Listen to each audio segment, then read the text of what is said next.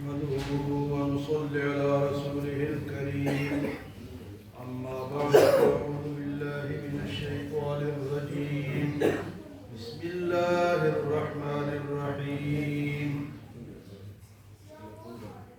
لا تحرك به لسانك لتعجل به إن علينا جمعه وقرآنه فإذا قرأناه فاتبع قرآنه ثم إن علينا بيانه كلا بل تحبون العاجلة وتذرون الآخرة وجوه يومئذ ناظرة إلى ربها ناظرة ووجوه يومئذ باسرة تظن أن يفعل بها فاقرة.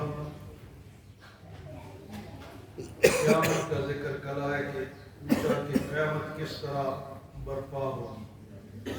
فرمایا جب آنکھیاں چن دیا جائیں گی اور چاند بے نور ہو جائے گا, سورج اور چاند کو جمع کر دیا جائے گا. وَخَسَفَ الْقَمَرُ وَجُمِعَ الشَّمْسُ وَالْقَمَرُ, اور اس دن انسان کے یقول الانسان یومئذ أَيْنَ الْمَفَرُّ, انسان کہے گا کہ بھاگنے کا راستہ بتاؤ. فرمایا کہ بھاگنے کا راستہ اس دن نہیں ہوگا. کَلَّا لَا وَزَرَ إِلَىٰ رَبِّكَ يَوْمَئِذٍ الْمُسْتَقَرُّ, اس دن ٹھکانہ صرف اللہ کے پاس ہوگا.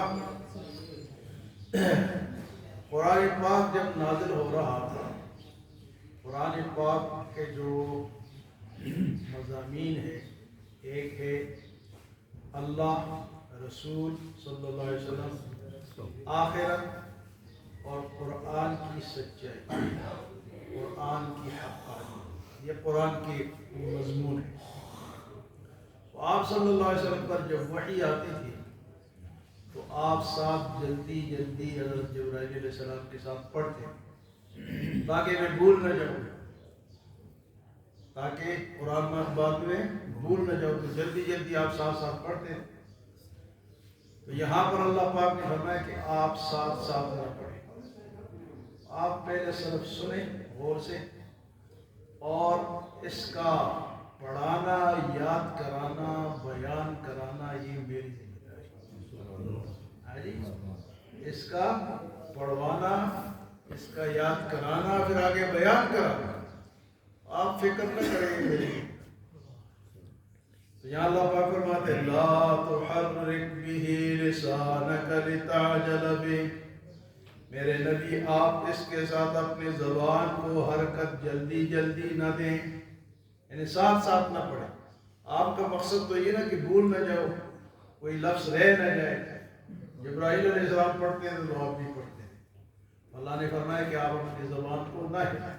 لا تحرک به لسانک لتعجل به ان علینا جمعہ وقرآنہ, بے شک قرآن کو جمع کرنا یہ میرا کام ہے. ان علینا جمعہ وقرآنہ فاذا قرأناہ فاتبع قرآنہ, اور جب پڑھا جائے تو آپ صرف سنیں, اس کے تابعداری کریں. فاذا قرأناہ, آپ بس خاموشی سے سنیں. اس لیے قرآن کا سننا یہ واجب ہے.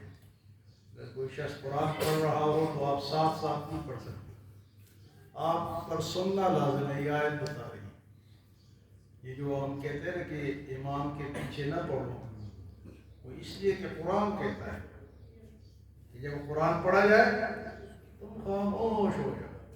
اذا قرئ القرآن فانصتوا, بالکل خاموش ہو جاؤ تاکہ تم پر اللہ رحم کرے. تو قرآن سے جو لوگ ہمیں کہتے ہیں تمہاری نماز نہیں ہوئی, تم نے امام کے پیچھے پڑھے. قرآن حدیث کا علم جس کے پاس ہوتا ہے وہ جواب دے سکتا ہے, ہر بندہ نہیں دے سکتا. وَإِذَا قُرِئَ الْقُرْآنُ فَاسْتَمِعُوا وَأَنصِتُوا لَعَلَّكُمْ تُرْحَمُونَ, جب قرآن پڑھا جائے تو تم غور سے سنو اور خاموش رہو تاکہ اللہ تم پر رحم کرے. تو یہاں بھی اللہ فرماتے ہیں کہ جب قرآن فَإِذَا قَرَأْنَاهُ, جب میرا فرشتہ پڑھے, فَاتَّبِعْ قرآن, آپ صرف سنیں. تو آپ کو جو ڈر تھا نا وہ کیا تھا کہ مجھ سے کوئی رہ نہ جائے, بھول نہ جاؤں. تو اللہ نے فرمایا ثم فَإِذَا قَرَأْنَاهُ فَاتَّبِعْ قُرْآنَهُ إِنَّ عَلَيْنَا جَمْعَهُ وَقُرْآنَهُ، بے شک اس کا جمع کرنا اور پڑھوانا میرا کام. إِنَّ عَلَيْنَا جَمْعَهُ وَقُرْآنَهُ. تو پھر آگے فرمایا ثُمَّ إِنَّ عَلَيْنَا بَيَانَ، پھر اس کا بیان کرانا بھی میری ذمہ داری. بیان کون کرے گا؟ اللہ اپنے رسول سے کروائیں گے. یہاں سے حدیث ثابت ہے. جو لوگ حدیث کو نہیں مانتے ہیں کہ قرآن کافی ہے، یہاں اللہ فرماتا ہے کہ میرے نبی کے زبان سے میں کہلواؤں گا، اس کی تشریح کراؤں گا.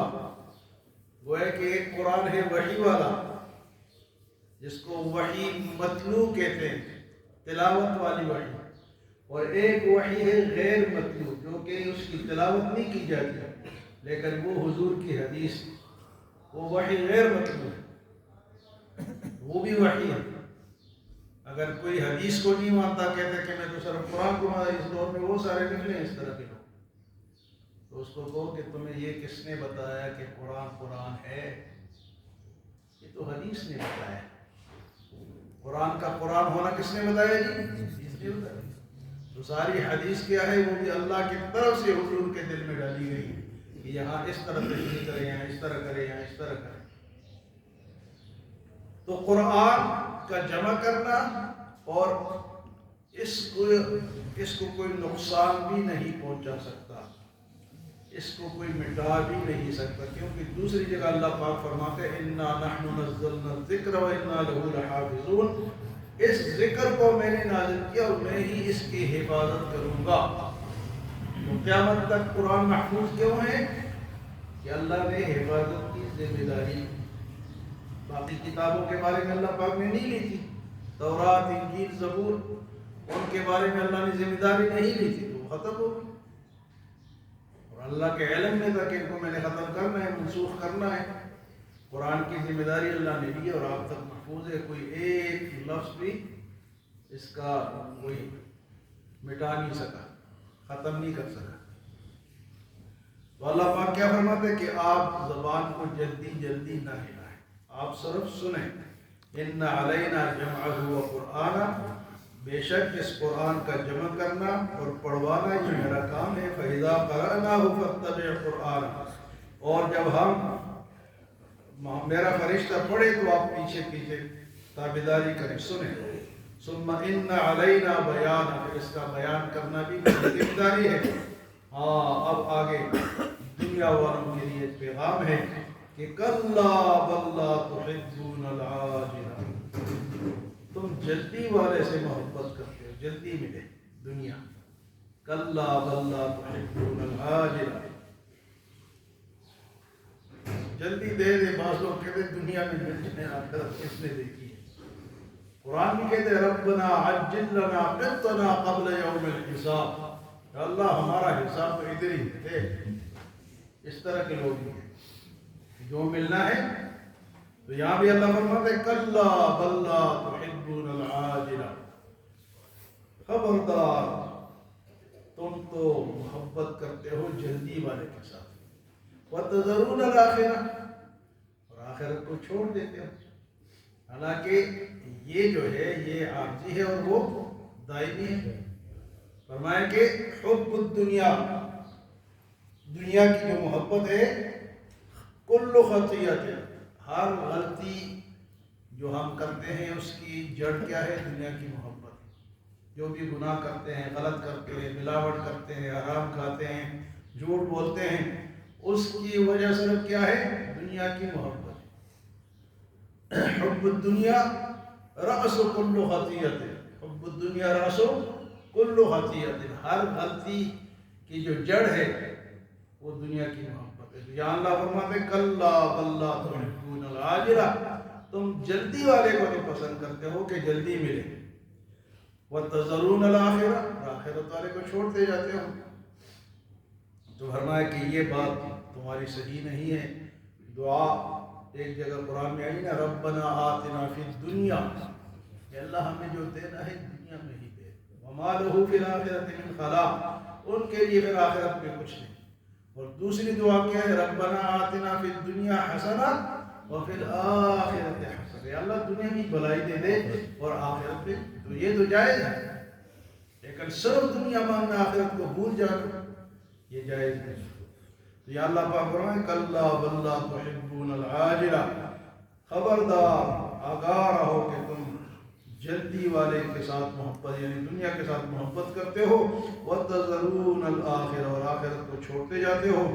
اس کے بعد اللہ پاک فرماتے ہیں وجوہ یومئذ ناظرہ، وہ آخرت کا جو دن ہوگا کچھ چہرے تر و تازہ ہوں گے۔ ہاں جی، وجوہ یومئذ ناظرہ، تر و تازہ چہرے، خوش خوش، کب؟ قیامت کے الی ربہا ناظرہ، اور اپنے رب کا دیدار کر رہے ہیں، تر و تازہ چہرے اور رب کا دیدار۔ تو آخرت میں اللہ کا دیدار ہوگا، دنیا میں تو ممکن نہیں ہے، حتیٰ کہ موسیٰ علیہ السلام کو بھی نہیں ہو سکا، وہ بے ہوش ہو گئے اللہ کی ایک تجلی کو دیکھ، لیکن آخرت میں فَبَصَرُكَ الْيَوْمَ حَدِيدٌ، اس دن یہ آنکھیں لوہے کی طرح تیز ہوں، دیدار کے قابل ہو۔ یہاں دیدار کی یہاں اللہ پاک فرماتے ہیں کہ کچھ چہرے تر و تازہ ہوں گے اور رب کا دیدار کر رہے ہیں، اللہ ہم سب کو کرا دے۔ ہاں جی، اور فرمایا کہ دوسرے بھی کون ہوں گے؟ وہ وجوہ یومئذ باسرہ، کچھ چہرے مرجھائے ہوئے ہوں گے، اور وہ کیا ہوں گے؟ تظن ان یفعل بہا فاقرہ، سمجھ رہے ہوں گے، یقین کر رہے ہوں گے کہ آج تو ہماری پکڑ ہے، آج تو ہماری خیر، کچھ تو تر و تازہ ہوں گے اور کچھ جو ہے وہ مرجھائے ہوئے ہوں گے۔ جو تر و تازہ ہوں گے وہ اللہ کا دیدار کر رہے ہوں گے، خوش ہو رہے ہوں گے، اور جو مرجھائے ہوئے ہوں گے وہ پریشان ہوں گے۔ تو آج کے ان آیات میں ایک تو قرآن کی حفاظت، قرآن جب پڑھا جائے تو سنا جائے، خاموش رہا جائے، اور دوسری بات یہ ہے کہ قرآن کی حفاظت کون کر رہا ہے؟ اللہ۔ یہ جمع بھی اللہ نے کیا، بھیجا بھی اللہ نے، حفاظت بھی اللہ نے کی، فرمایا کہ پڑھوانا بھی میرا کام ہے، آپ نہ گھبراؤ۔ حضور صلی اللہ علیہ وسلم جلدی جلدی اس لیے پڑھتے کہ کوئی لفظ رہ نہ جائے، کوئی بھول نہ جائے، تو اللہ نے فرمایا ایسی بات نہیں، یہ پڑھوائیں گے بھی ہم، یاد بھی ہم کرائیں گے، اور بیان اس کا، آپ کا بیان کرنا بھی ہمارے ذمہ ہے۔ قیامت تک وہ وعدہ پورا ہو رہا ہے۔ آج تک قرآن کے کتنے حفاظت کرنے والے اللہ نے پیدا کیے، لفظوں کے لیے قاری اللہ نے بنائے ہیں، قرآن کے الفاظ کو یاد کرنے حافظ بنائے ہیں، اس کے معنی بتانے کے لیے اللہ نے مفسر پیدا کیے ہیں، محدث پیدا کیے، یہ سب قرآن کی حفاظت کے طریقے ہیں، یہ سب اللہ پاک نے بنائے، مفسر، محدث، قاری، حافظ، یہ سب قرآن کی حفاظت کا ذریعہ ہے۔ اللہ ہمیں عمل و سمجھ کی توفیق عطا فرمائے۔